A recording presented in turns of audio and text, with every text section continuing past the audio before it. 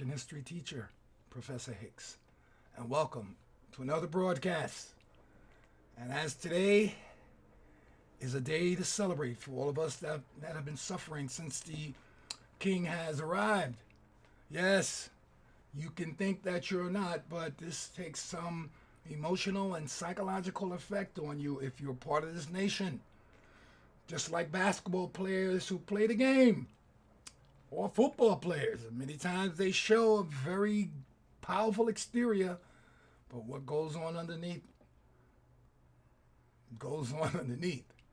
So let's talk about it. Let's get right into it. Now, today our agenda is pretty loaded, and we're going to be on for approximately 20 minutes or just a little more. I will be broadcasting most of this week and picking up the topics as they go along. Today, here's the agenda for the week. Today, we're going to talk about the election.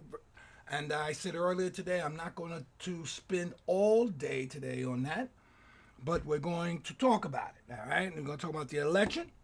Then we're going to talk about the first Americans were Africans, and we're going to really kind of come to the end of that's title or that subject this week, but it's going to be lively, and I'm going to show you some images and stuff. Then we're going to talk about human transformation. I've been getting so many requests for books and different information about how our species got started, and particularly how the white species got started. How did they get here? That evolution, that development. So we're going to talk about human transformations and natural selection. Human transformation and natural selection. That'll be coming up this week. And then we're going to end this week, and probably, hopefully we get to it today, but our new topic going forward until probably, July. I mean, we're going to come on in and go on to it and come back, but we're going to talk about Africans in the colonial period, and how do we get to the Declaration of Independence, American Revolution, and ultimately the Union, the formation of this country. What is the perspective of the African in this story, in this event? Two events, of course. You have the American Revolution, which led to the Declaration of Independence, and thirdly, to the union of the country. But you never hear our story. Now, you should know that within about a month or so, you're going to hear a lot of this stuff. The semi-quincentennial is upon us. July 2026 will be the exact anniversary. We will be a country, or should I say, come together as a country for 250 years. All right, that's where centennial comes from. 500. We celebrated 200 years, I think, in 1976 was the bicentennial. So now this is the semi-quincentennial. All right, and there's going to be a lot of stuff going on, folks, because the midterms will be coming up right after that, and I know this president is going to take up that patriotic symbol, and he is going to run it and run it and run it, and believe me, we will be falling for it. You will be forgetting by that time of this midterm and all the things that have happened with the blue wave. So I'm going to interject our piece in it. We were so instrumental and crucial to this nation coming together, and eventually, as it's coming apart, as we see. All right, so let's get to it. Mandani, he won. Wow, the blue wave. I call it the blue tsunami. How did this happen? Well, the first thing I want to say, I'm proud of my people, who I consider all of you people, but my African people, my Latino people. I'm proud of you that we came together. Yes. When you do the research, as I have, on the voting patterns and who came out and who, man, we pushed it. And of course, our white brothers and sisters pushed up in the end, they there. But this Mandani guy, he really inspired the electorate, man. He was in every social. He was at a Wu-Tang Clan. I don't know if I'm saying it right, my son, but the Wu-Tang Clan, he was there at their concert. He was at a concert for the Caribbean community. He was dancing with Latino and Latina grandparents at some senior event. He speaks several languages, including Spanish and several dialects of Arabic. This is the quintessential, what do we call it, the Renaissance man. And I'm so proud to have him as the mayor of New York City, though I don't live in the city anymore. Of course, I consider myself there. But how did he do it? Let's talk about how he did it. First, black, Latinos, and whites came together on a positive note and made change in the city. Mandani got 50% of the vote. And if I remember correctly when I was teaching politics, that is a mandate. That gives him, the voters have given him a mandate that he must follow. If it was less than 50%, then you're not looking at a mandate, because it might imply that some and not all shared any vision with him.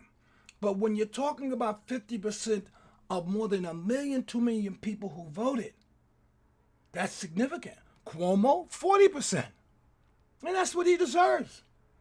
He pandered to every fear-mongering. Cuomo is such a poor candidate. We have been fooled by the Cuomo legacy in this country. We think his father, Mario, was so great. I remember the things Mario did. And then his son came on and wasn't a very good, I mean, besides helping people through the COVID crisis and getting on TV every day. And, you know, that was a decent thing to do. But remember what he did to the seniors. He exaggerated their numbers, that they weren't dying, and they were dying miserably in those places. All right, and let's not forget his Trump-esque women affiliation, and the particular women that came out and charged him with sexual abuse. And Mandani really rocked him at one of the debates, because he had one of the accusers in the audience. How many of you dug that? That was so powerful. And this is what makes Mandani great. What made him get over? First of all, how many of you are aware that he had 75,000 volunteers? Yes, not people like me, not us old farts. We need to get out of the way. That's our problem. The old Democratic establishment is in the way. And if they don't get their crap together, we're going to move past them. Because it was the young people, the youth. I'm sure when the demographics come out there now, you're going to see that it was 25 to 40 years old, those who voted. I kind of know that already. I did some pre-checking. What else did he do? He stayed on message. What was his message, folks? Affordability. If you know anything that's going on in New York right now, you can't get an apartment. If you're making $40,000 a year, you can't afford an apartment on your own in New York City. Unless you're going to live in like the complete slums. And though I hate to even call them slums, is where I come from, but, you know, many poor people live there. And if you're making a decent salary, I would call that decent, you should be able to live a little better. But no, these politicians, these Democrats have been running this city for how long? They don't care about you. Just like Trump doesn't care about the poor whites he's screwing over right now, particularly with this soybean issue, and I'll get to that later. He stayed focused on the issue, affordability for rent. He promised the electorate that he's going to feed them and bring down the prices of foods. He says he's going to bring down the prices of mass transit. And ultimately, the most important thing is having somewhere to live. This is his mandate. And he went out to the people, amongst the people, like Jesus did. Yes, amongst the people. Another thing, he was very eclectic, meaning he had broad range of views.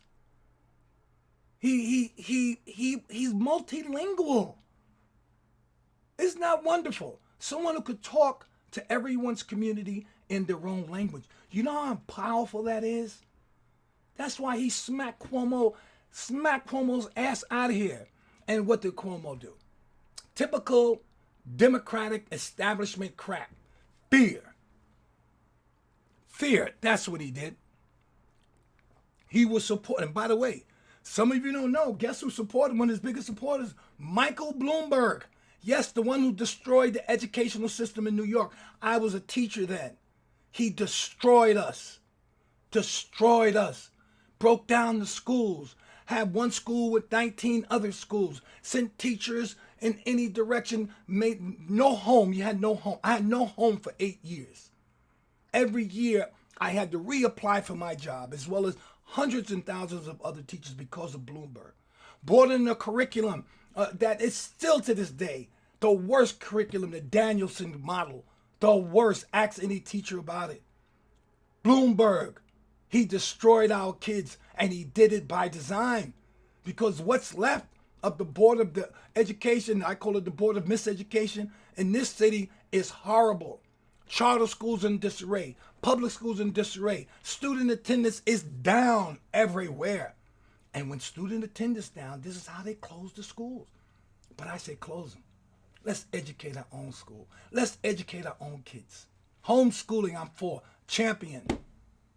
Because I'm a teacher. And I can tell you, I taught my kids a lot of lies. We're going to talk about one of those lies today called Bacon's Rebellion. Yeah. What else did Cuomo do? He's not only was supported by billionaires, all right, but his vision was ineffective. His vision was the same old vision. What did he do? He tried to use the Palestinian anti-Semitic issue. It failed. It didn't resonate with the public. It didn't resonate in the debate. He tried to use the old red baiting. For my era, we call it the red baiting, where you took communism versus capitalism, and anyone who was a communist, get him out of here. He tried to use that on Mandani, trying to talk about his Muslim heritage. Horrible. Tried to paint him as anti-Semitic. He speaks probably the Hebrew language. Those are the old strategies of divide and conquer. And in the old days, they call it divide and rule. We're going to talk about the history of that. We're going to talk about the history of that. How did that happen? He used the old Wall Street Democrats to support him, the big moneyed guys. Airbnb, I read, Walmart family. These are the people, Michael Bloomberg, millions of dollars to Cuomo. And he still got his ass whooped. Black and Latino families, folks came out strong, and the whites as well. But I'm more focused on my folk. Because we the one turned this election. They're not going to tell you that now. You're not going to hear that. So you're going to hear it from me. I did the research. It was us. We put that man in office. Yes, Cuomo used the same old rhetoric. Don't work, folks. It don't work. It never did work. We allowed them to manipulate us. We allowed them to do it, folks. And then finally, he tried to use the immigration thing, right? Did you see how Mandani smacked him every time he was there? I am an immigrant. And what Cuomo never figured out is that most of our New York are immigrants. And they feel other than part of New York because of these Democratic and Republican policies, but mostly Democratic. See, I lay this all on the Democrats. That's why they got their asses whooped by Trump. Don't forget Trump won the popular vote and the electoral vote. Understand that electoral. Now, that electoral vote, very tricky. See, the founding fathers are the founding racist fathers. The founding racist fathers are the ones who included the Electoral College, Hamilton, yes, Alexander Hamilton, into the Constitution, or the language of the Declaration Constitution and other little state laws, injected that little Electoral College thing so they can still have a king. Because they never liked you. White people, look, we're going to talk about it next couple of weeks, how the whites and blacks were both treated the same way. Whipped, hung, raped the same way. These racist founding fathers never wanted you there. Look at all the rebellions. Shays' Rebellion, Bacon's Rebellion, and the other little ones that you don't hear about. Those are the two major. where white men, free white men, got up and said, I'm not taking this, and gathered, united with black men, freed and slave, and some native people, and said, we're not taking it. And they moved on the English colonies, the 13 colonies, and forced change from the elites, because you have nothing but the elites from that period who are ruling today. There's no different. They chased all of those Europeans out of, listen, the feudal system in Europe was a precursor to slavery. Let me say that again. The European feudal system was a precursor to slavery. They practiced on their own people first, these elitists, and then they took their game and they put it on the Africans, and they applied it. Those same people who had to come from England to America, those poor ass people, were forced out. We call it push-pull. Pushed out based on the Industrial Revolution taking place in England, and there's overcrowding of the cities, forced them here. And then when they got here, played the same elitist game, treated these people horribly. We're going to talk about that in the coming weeks. Hopefully we'll get to it tomorrow, if not today. But we want to talk about that. Let's not forget the wave, how far the wave went. We're talking about New Jersey. Mikey, man. You know, I was watching, I think my wife and I was watching one of these slam commercials, because that's what they do, slam, talking about Mickey Sherrill. I believe her name is Mickey Sherrill, the New Jersey person, the young governor, new governor. And they were dogging her. I mean, it was so horrible. My wife came to me one time and said, damn, man, it didn't work. The days are over for you old strategy folks. It's over.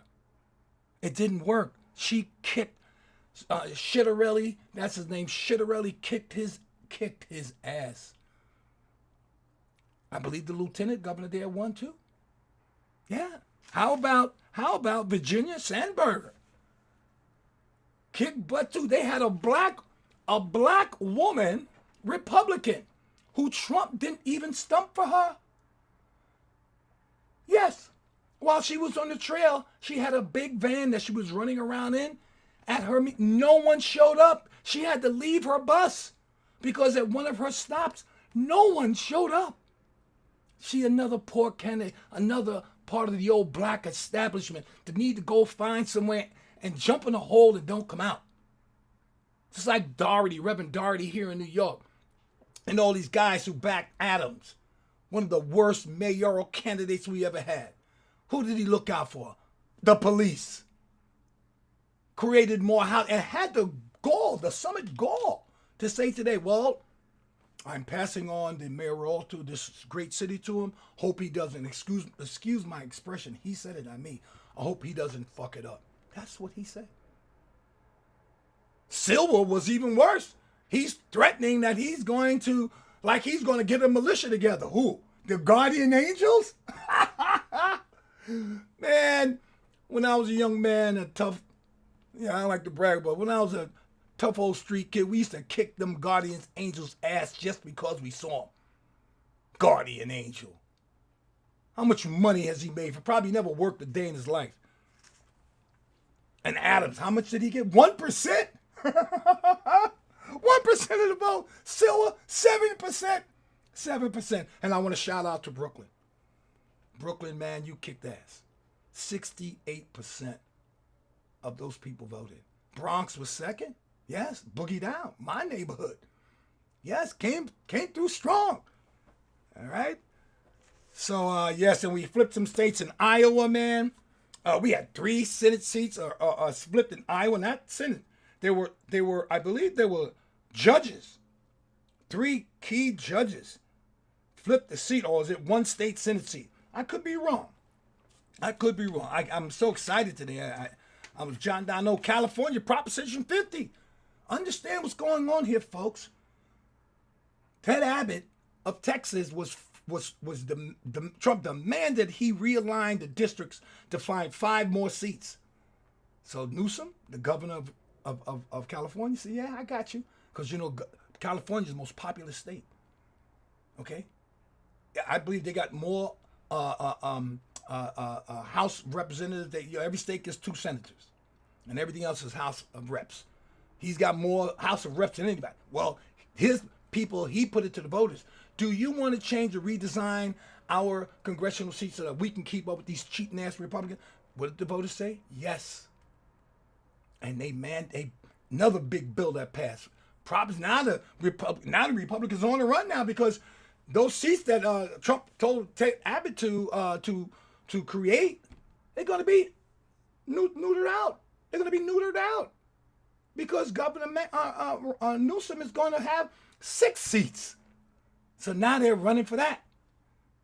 Because you see what Trump is going to try to do? He's going to try to manipulate the midterms. That's his plan. All right? He's going to try, but it ain't going to work. Because you know what I believe?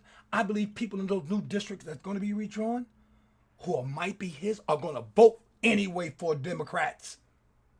You can draw the lines, but if I go into booth and I pull the lever or drop the ticket, whatever you do, I can put anybody's name on there. The country is tired. This man has worn us out. He's worn out too. Don't think he ain't. I already read tonight, he's already saying, yes, we screwed up. He finally admitted. Can you imagine this megalomaniac admitting something he did tonight? And then finally, let's talk about these white racist dogs who voted for him and now they're losing their farms, their soybeans. Oh yeah, this is very important. These super racists, these are the super racists, the cults that follow him, that voted for him even though their interest, they knew who was going to crop those soybeans. Who was going to pick them?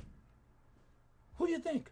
Yeah, MAGA people who own these places were using the immigrant Mexican people to do the work.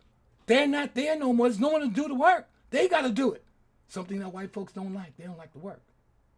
But they try to put that on us. That's why we did all their work. We built the White House. We built this country. We built their farms. We built their plantations. We built everything, but we're the lazy ones.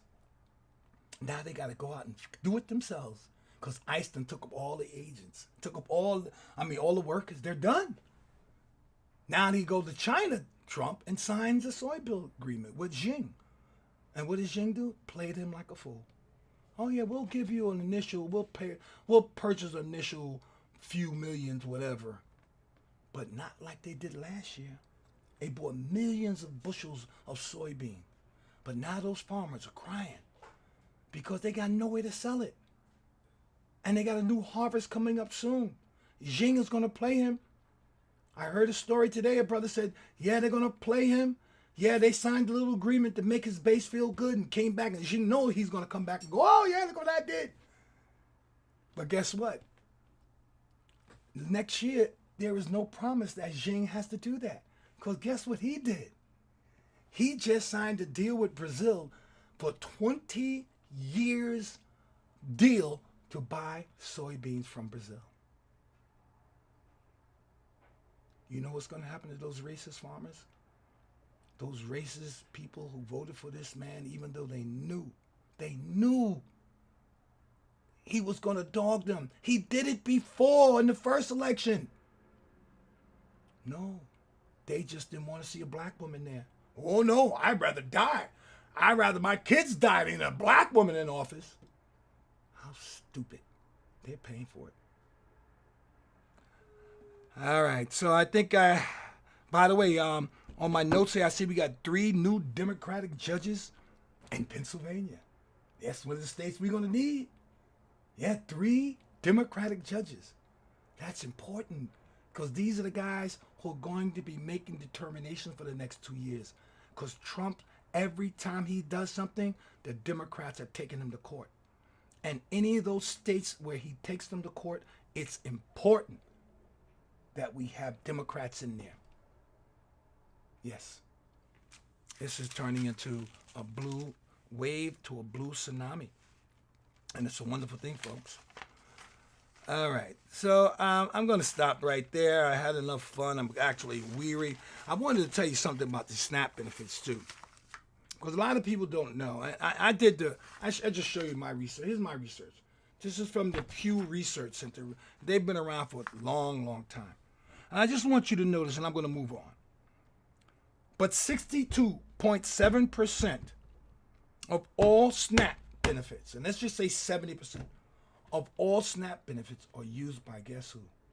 White people. It's right here. Go do the research. Black people and Hispanic people, we're nowhere near that. We're working hard out there. They say we're not. We're working. But the white people are the 70% of the SNAP benefits goes to white Americans. It's called welfare before, it's SNAP now. Folks, take that. You need to be proud of that. Because these statistics wasn't always like that. They were manipulating and making it seem like we're the lazy and we don't want to work. We're stealing, we're the criminals. I saw a report the other day that most of the crime is done by, guess who? White men. How about those 15 white men and women who got caught in welfare fraud 2 days ago? Anybody pick up on this? Yes. Big time. Stole millions. Not a black or Latino face on the mugshots. All theirs. Yeah. It's important to know these things. So don't forget about these SNAP benefits. It's important to know that. The people who are suffering right now, besides our poor soldiers and those poor folks, because I saw the lines on some social platform today, all these white folks online waiting to get fed. And I'm not going to sit here and lie. My mother, I'm an African man. We got humanity. I feel bad. Little kids, man. And they voted for this sucker. And he's cutting their benefits. And now because a judge said he must release them, he's going to release them gradually. He's only going to give them half. Folks, this man is cruel. This is what they did to their own people in Europe. You think they're not going to do it now? The elitists. Our country was founded and built on racism. White supremacists. All of them. Hamilton, Madison, Adams, Washington. Wait till I give you the story about Washington and his slave, Ona Judge. Yeah, you know about Aaron Judge. Let me tell you about Ona Judge. Okay? And what this man did to pursue her. Him and his grandfather. They helped implement laws that began the first time we ever hear about the divide and conquer. White people, black people worked, lived, fought together in colonial periods. If we could go back now to that period and we called one of those English people who came over here on one of those boats, of the two boats that they get, and you called them white, they'd shoot you. We're going to learn how the white term was invented. All right.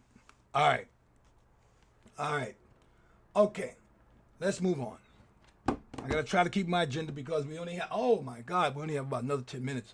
Folks, I promise that I'm going to be back on tomorrow, and we're going to finish this up because I've already did a half an hour, and I plan not to go over 30 minutes today. I was going to take some questions, but I don't see anything in my chat, or I don't know if I corrected it or got it working correctly. I got my son over here earlier trying to get the chat working. I don't know if I got it working, but that's okay. But let me tell you where we're going. So we're going to the first African Americans were African, and I'm going to show you an image because I'm tired of this stuff I read on my channel about, I'm not white, I'm not this, or how do we know that these African, I'm going to show you an image that's going to end the debate. An image of African people in America 30,000 years ago. Yes, they have images. They have a skull that was redone. You know, they do facial reconstruction now. And I'm going to show you. You don't have to call me, write the dumbass comments some of you have been writing to show you an image. I'm not going to show you today of that. The names are Naia and Luzia. You can look it up before I show it to you. We're going to get to that tomorrow. And I wanted to respond also tomorrow to a viewer. I thought it had a wonderful comment, a Latina, I believe she was. And I wanted to respond to her as I thought I would. But I'm not going to have. So then we're going to talk about next also. I'm trying to get tomorrow also to human transformation. We're going to talk about natural selection. We want to know scientifically how Caucasians became white. Scientifically, biologically. We're going to go through natural selection. Natural selection is the reason why I am African. You are Latino, white, or black, or African. And how that works. I got some slides to show you. Want to stay on that a minute. I'm only diverting to that because of overwhelming, I have people asking me all on my site, where did they come from, the Caucasus? Forget all where they came from. We're going to talk about how people become, how do people evolve into what we see them as today. Human transformation. All right, and then, of course, our final topic is going to be the upcoming semi-quincentennial.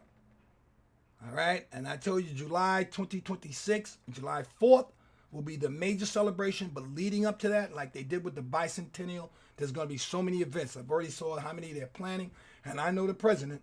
If I know him, he's going to jump on this patriarchal bandwagon, and he is going to talk about everything they did. Like we weren't even there. Well, I'm going to tell you how we were in the battles. We were in every battle, every war this country had, and we stood out. We're going to talk about Salem Poor. We're going to talk about all the great heroes that you've never heard about. Pompeii.